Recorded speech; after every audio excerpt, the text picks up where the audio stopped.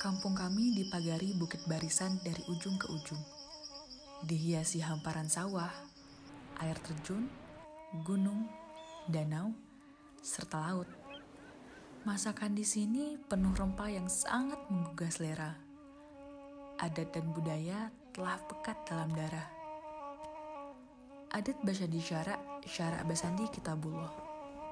Falsafah hidup yang sudah diterapkan kepada kami sejak kecil.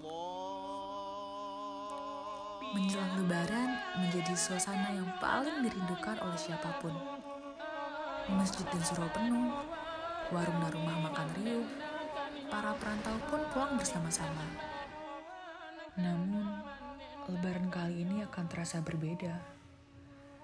Masjid dan surau lengang, warung dan rumah makan sepi tiba-tiba. Tidak pulang kampung menjadi pilihan yang bijak. Rindu ini mesti ditahan sejenak. Tapi lihatlah, bukit barisan, hamparan sawah, air terjun, danau serta laut akan tetap indah, penebus rindu kita semua.